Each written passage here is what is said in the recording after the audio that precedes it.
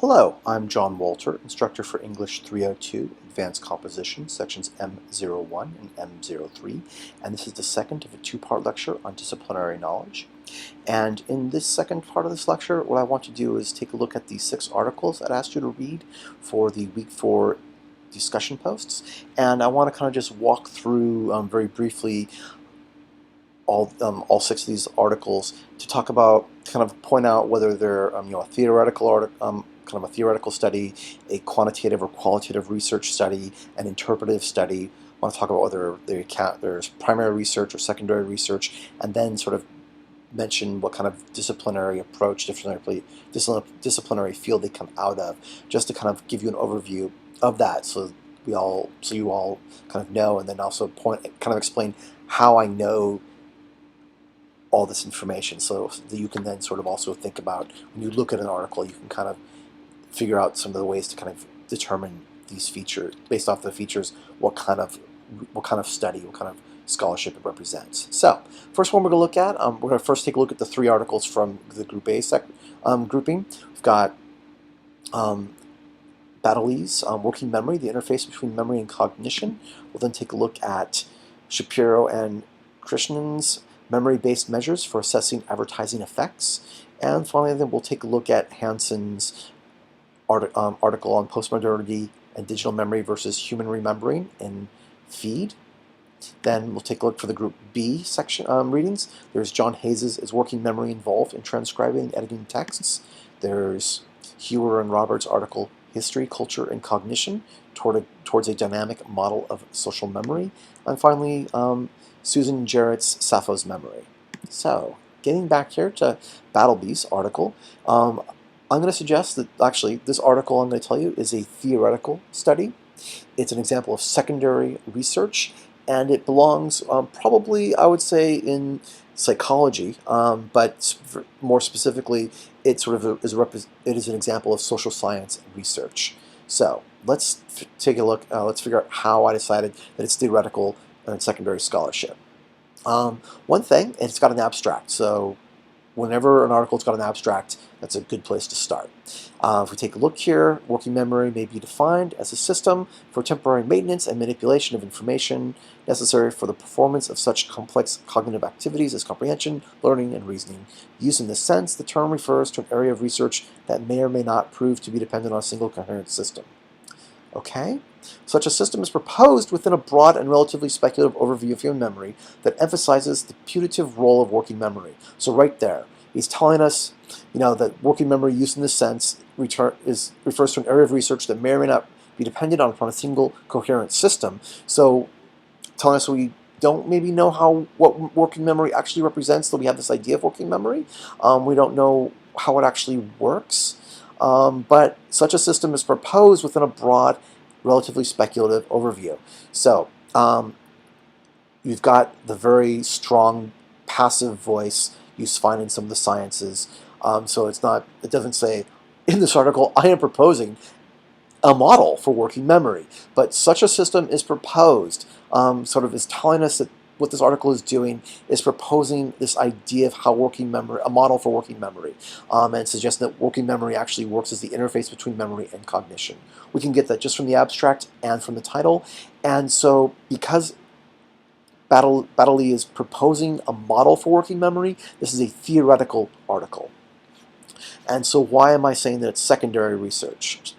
What we do, if we kind of skim through here, we see Baddeley has given us sort of an overview, sort of a summary of past work about memory, drawn sort of various models, various things we know about sort of how memory works, and then so he's drawing from issues of what we know about working memory perception, what we know about aspects of learning, what we know about episodic memory, what we know about the ability to use memory to predict the future, the predictive nature of memory, and what we know about amnesia. And based off of all of those and other work, he's given us a model of working memory that relates to the phonological, includes the phonological loop, the visual spatial sketch pad, and the central executive. And so, in conclusion, although the concept of working memory has its roots in the more traditional and constrained concept of short-term memory, it appears to be successfully developing into a much broader model for the crucial interface between memory and cognition. So again, even the last paragraph there, the conclusion, is sort of telling us again that he's proposed a model, proposed a way of understanding what working memory is and how it works. So, but because he's not engaged in primary research, he's not actually conducting his own experiments, but instead he is drawing from other theories, other scholarship that other people, and then sort of using all of this to sort of compile all these things we know about working memory and how memory works, and then uses all this information to propose this working model. He's drawing on other people's work, so it's drawn on other people's scholarship, which makes it secondary scholarship. And again, this is because it's psychology. Alan Battley is a psychologist, and it's dealing very much with sort of the a memory from a psychological perspective, and so I would say that it falls under social sciences. If we take a look here at Shapiro and Krishnen's article, some things we might note. Actually, we could have also done this as the journal here is actually Journal of Cognitive Neuroscience. But if we come here, we take a look at their article. It comes out of the Journal of Advertising. That tells us something right there, that it's actually Journal of Advertising that's connected to business. So we might just say that this is probably going to fall into the broad disciplinary field of business. And again, if we were just, there's other ways of breaking up disciplinary fields, but if we were to just use the way that 302 at George Mason is divided into, you've got business, social science, natural science, humanities, and then the multidisciplinary, which is what our class is. So we could sort of say in the framework of English 302 at George Mason, this falls under sort of business. While it falls in the form of business, business uses, business has its research approaches come from multiple disciplines as well, other fields, and so we can figure out what kind of approach it is, even though it comes out of sort of the disciplinary field of business. We've got memory-based measures for assessing advertising effects, a comparison of explicit and implicit memory effects. And what this actually is, if we sort of look through, we can read through the abstract here. Prior marketing studies of investigating memory for advertisements have relied almost exclusively on examining, so that process involves deliberate effort for consumer. Studies in this area have shown that lengthy delay between ad exposure and test, as well as divided attention during the ad exposure episode, hinder or even eliminate successful explicit memory retrieval. So this is an important line here. Studies in this area have shown that the delay between ad exposure and test, as well as divided attention during the ad exposure episode, hinder or even eliminate successful explicit memory retrieval. The premise of this paper is that an alternative retrieval process, implicit memory, may function differently. So what we've got here is previous scholarship has suggested something. This paper is offering, the premise of this paper is offering an alternative retrieval process. We've got a hypothesis here. This form of memory retrieval is automatic in nature and does not rely on consumers deliberatively searching for their memory for a previously viewed advertisement. Then it talks about comparisons. So we've got set up here, it looks like there's a hypothesis, a research question that's being used. And then we can sort of take a look here. We've got an introduction. We have the actual hypothesis is explicitly stated. So what we've got here, it looks like a research study is what this is developing up to be. In the very traditional sort of, introduction, methods, so the MRAD sort of model, methods, analysis, and discussion. We've got some more stuff here. We kind of scroll through. Up there's the method section. So it's actually telling us, and when you see a method section like this, overview of the procedure we used is provided in Figure 1. Right there we know that this is an actual research study. They're actually talking about their methods and their procedures for conducting the study and what they've measured. And then they've got the results. So you can see this is a very classic MRAD, introduction, methods, results, analysis, and discussion. Form of study here. They've got their experimental procedure marked up here, and we start seeing numerical data. And then sort of a discussion about some of the, based on the numerical data, and then a more detailed, kind of going into discussion of the numerical data here, and a wrap up. So what we've got here, because the research is sort of, if we kind of go through that, what they've actually done in their study is actually develop numerical data. So what we have here is a quantitative research study. They've actually conducted this study themselves. They designed it, conducted it themselves, which makes it primary research. And they're using sort of social science approach from the business perspective for purposes of business, because the idea is to sort of test how advertising works. And so that is here the Shapiro and Krishnan's article. We can sort of again identify it as a quantitative research study. It's an example of primary research using sort of social science methods from the field of business. And again, it's quantitative because we actually find, it's a research study. We've got the whole, again, the methods. An experiment was actually established and sort of run. And what we have is numerical data as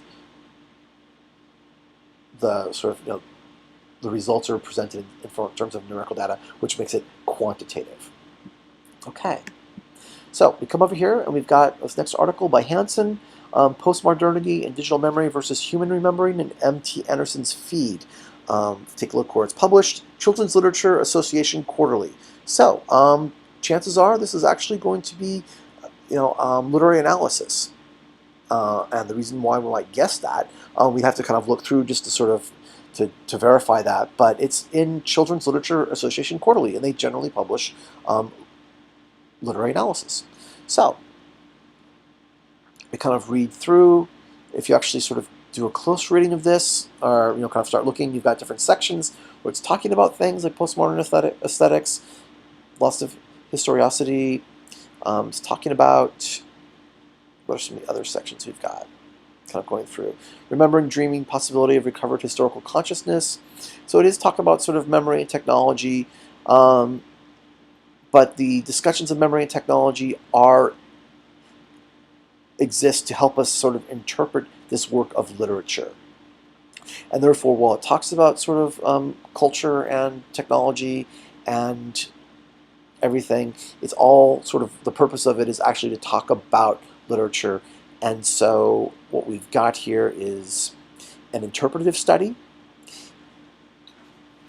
based, and it's actually interpreting a novel, a work of fiction, and as such, it's it draws heavily on references to other people's scholarship, to theory, to scholarship, to other novels, like the very end here. Well, this is actually the novel Feed. We get reference to Katniss in the Hunger Games. Where is that? Saw that. Yep, right there, Katniss in the Hunger Games. And if we take a look at the bibliography, some of the things we see Anderson's book, we see some other stuff by Anderson, we see other novels, we see some scholarship. So we've got scholarship about literature, Dark Horizon, science fiction, and the dystopian imagination. Paolo Bagliappi's The Shipbreaker, an excellent novel, I'll just note. We've got Jean Bolliard's Systems of Objects, that's theory again. Greg Bear's Moving Mars. So you can see, kind of just moving through here, we have The Society and Spectacle. We have a lot of the sources, a lot of scholarship, and or other fiction. And so The Giver, and so on. So you can see what we've got here is a literary analysis of a novel. So therefore, it's an interpretive scholarship. It's a form of secondary research, and it's based firmly in the humanities.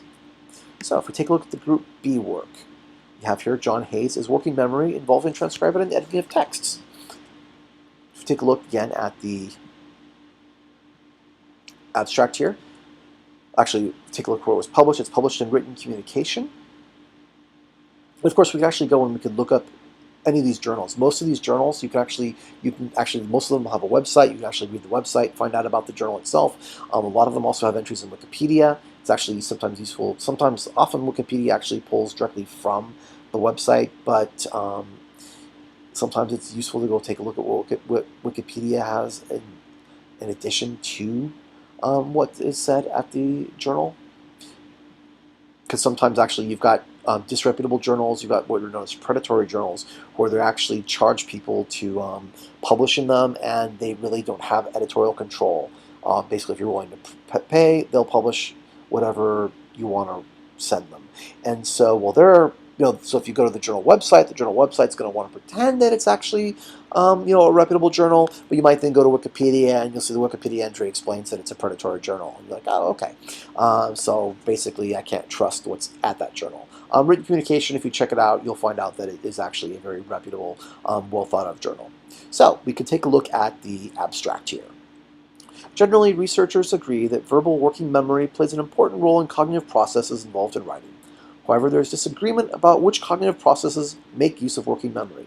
So in terms of just, reading through an abstract, we can see we've got this general idea, and then we've got the however, which is indicating that something's different from what we've just read. There's disagreement about which cognitive processes are used. Kellogg has proposed that verbal working memory is involved in translating, but not in editing or producing, that is, typing text. In this study, the authors used articulatory suppression, a technique that reduces working memory to explore this question. Okay, so it says we've got this study, we've got they've used this what's known as articulatory suppression. It gets explained in the article. There's 20 participants. Transcribed 6 texts from one computer window to another. 3 of the texts so what we got right there, we can just stop right there. What we actually can see, we can tell from just this far in the abstract, is that they've done a research study. They've actually got actual participants that are actually doing activities, which they are then, studying. So they're using what's known as articulatory suppression. Again, basically articulatory suppression is if you're trying to do a task, but you also, as you're trying to do a task that involves actually, so you can actually imagine this. You're asked to actually transcribe what's in this abstract, type it up onto to a Microsoft Word document. But as you are actually trying to transcribe the actual, the abstract, as you're trying to type up the abstract, read the abstract you got right here, type it up into a new document, during that entire time you're trying to do that, you may be asked to actually then just repeat the word or the phrase, hello, I am here. So you might have to say, hello, I am here, the whole time you're trying to actually type up this abstract. That's what they're studying. They basically wanted to see if that's what they were studying, really. That's what articulatory suppression is, this idea of actually repeating some sort of word or phrase while trying to do some other sort of cognitive task. So, but again, from right here, we see that there's a study. They've got 20 participants, so it's a research study. We know that. And so we might ask, if we know it's a research study, is it a qualitative research study or a quantitative research study? So we can kind of skim through here, take a look. We've got Kellogg's model for working memory, which is they're kind of using Kellogg's model. We've got Hayes' framework for understanding cognition and effect in writing. So what's really cool here is John Hayes, who's one of the primary authors. This was published in 2006. He's using one of his own models, so he's kind of, what he's basically doing is he's, over a series of time, he's developing a series of research studies that kind of build off each other to develop a much more nuanced understanding of working memory. And we continue going through. We can see the method here. They have 20 participants. The design we can see of the article. So again, this sort of the procedure that was then undertaken to conduct the experiment. So again, we've got the very standard, traditional sort of IRAD research study here. We're starting to see some numbers here, which may suggest that it's quantitative. We've got some bar graphs representing transcription rates and errors. we're talking about percentage of wasted keystrokes. So the keystrokes that didn't work while they were trying to transcribe. This idea of bursts, the idea that we compose sort of in quick bursts and kind of produce something and pause. And then discussion of typing and error rates, the bursts, and then the implications for Kellogg's model. And so what we've got here is I would classify this as a mixed method research. It's got both qualitative and quantitative aspects to it, but again, it is a research study, and therefore it's actually primary research because they conducted the study themselves. And while they are actually studying writing, they're coming at it from a social studies approach or an educational approach. Hayes does a lot of sort of education/social studies research in terms of writing. So we now have Hewer and Roberts' article. It's published in Culture and Psychology. We note here that it's an actual article as opposed to a book review or something else. The title, History, Culture, and Cognition Towards a Dynamic Model of Social Memory. Okay, right there, the title itself. Anytime someone is developing a model of something, it's probably a theoretical. The goal, obviously, if you're trying to develop a model, is you're engaging in a theoretical study of something. It's theoretical work. So we might just from the title itself guess that we're dealing with theoretical work, though we want to take a look at some other things to kind of see if that actually is the case. So the abstract term social memory refers to these things. At the level, we've got 3 sources of knowledge: history, collective memory, and individual experience. This model of social memory, which is informed by social representation theory, makes a distinction between collective memory, which is resistant to change, and representations of the past discussed and disseminated within a social milieu, which have the potential to evolve into new or altered perspectives, particularly when they are vulnerable to generational shift. So we've got here is developing a model. It's a theoretical study, and we can kind of continue to work through. You can see that they're relying very heavily on other, theorizing beyond the individual. We're relying very heavily on other people's scholarship, and that's what it looks like to me, kind of skimming through this here. They do kind of, they're presenting sort of this sort of a model here, the dynamics of social memory.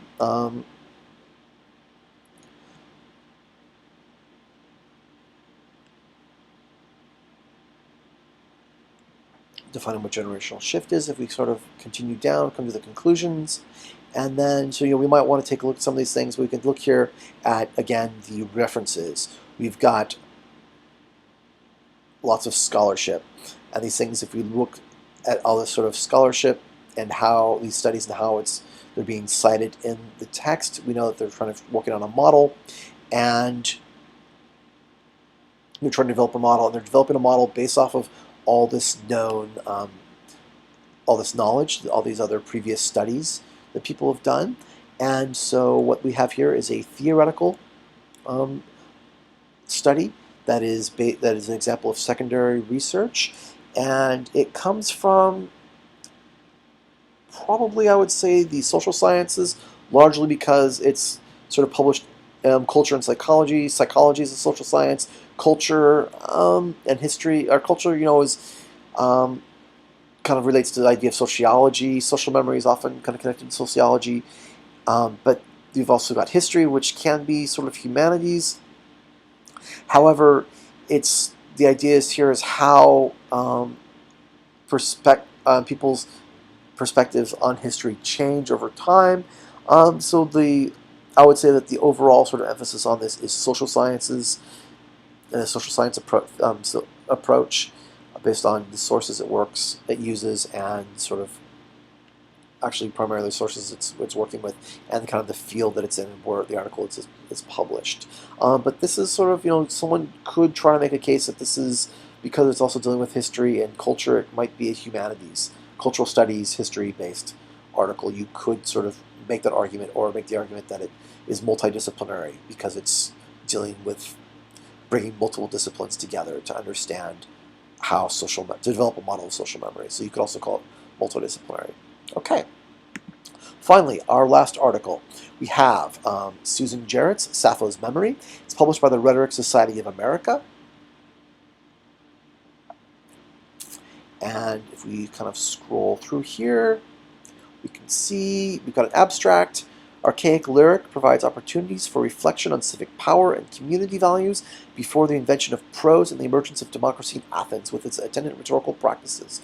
The fragments of Sappho and Aeschylus's poets of the 6th century, Lesbos, can be read alongside each other for an exploration of gender difference. Sappho's evocations of memory bespeak the situation of women excluded from the public spaces of political deliberation and subject to displacement and loss.